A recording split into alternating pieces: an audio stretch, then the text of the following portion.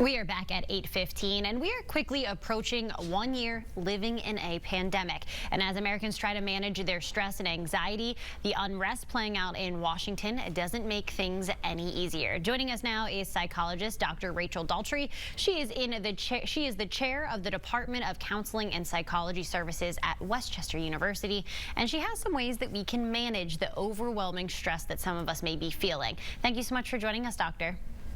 Good morning. Thanks for having me. Yeah, absolutely. So let's first talk about one age group in particular. You work with college students on a regular basis. So what are some of the unique challenges that they are facing during these times? And what is your advice to students that are feeling a lot of stress? Yeah, so in normal college times, it's really stressful. It's a time for identity development. We're figuring out who we are, what our values are, what would we like to doing with our future career, what relationships are important. And much of that usually happens in a social context, being around others, learning from others, and engaging in these relationships. As a result of COVID, a lot of these social interactions have really been limited or different, which makes it really challenging and makes it even harder to engage in that identity development and those relationships. So my advice to college-age students is to take it day by day. We know this won't last forever. We have to acknowledge that there's a lot of grief and loss that we're experiencing, not only loss of life and of loved ones, but of experiences, of celebrations, of what we thought our life was going to be at this point.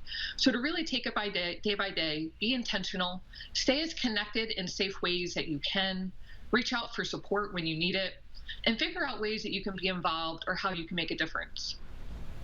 One of the things you said there that really resonated with me was you said this won't last forever. And I'm sure that is hard for people to keep in mind when the pandemic has been going on, as we said, almost a year. And I think it's much longer than anyone really anticipated. So going off of that, being mindful, taking it day by day. You mentioned mindfulness is key when helping people manage their stress and anxiety. So tell us about that. Yeah, so mindfulness is the basic human ability to be fully present, aware of where we are and what we're doing, and to not be overly reactive or overwhelmed by what's going on. There's also the practice of mindfulness, which can be a formal practice through meditation, specific exercises, or there's the informal practice of mindfulness as well, where we can just slow down in that moment, take a breath, and reset our focus on what we're dealing with right in that moment. It's really an important skill and can be very helpful in managing stress and improving our mental health.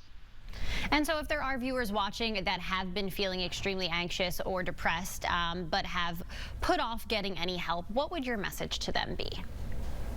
Help exists. There are resources out there for you. For some of us, those resources are a little bit more challenging to access. I always say, similar to a physical injury, the longer we wait to get help, the more we suffer and the more pain that we're going to be in, and maybe the longer the recovery. So if we injure our foot, we may use crutches to help us get around. I view counseling as a way to help us get around, to make things easier, to make it less painful. Getting help provides us with that space to get support and relief from that pain that we are feeling. And I do have a question, since you are working with college students on a daily basis. The students that are coming to you, are these students that have experienced anxiety in the past prior to the pandemic, or are you seeing students that have never experienced this before, and because of the pandemic and the circumstances we're under right now, that has brought anxiety on for them? Seeing both. Definitely for those who have pre-existing mental health concerns, the pandemic and everything around this is really exacerbating those. And then for other people who haven't experienced that before, are experiencing it because there is so much uncertainty in our world today, which again is really normal given the circumstances. And where can people go for more information about this, Doctor? So the internet, it can be a very helpful space. I know our website for the Counseling Center at Westchester University has a lot of resources available. There's a lot of things at our fingertips for this. Okay, well, thank you so much. We appreciate you joining us this morning. Thank you so much. Have a great day. You too.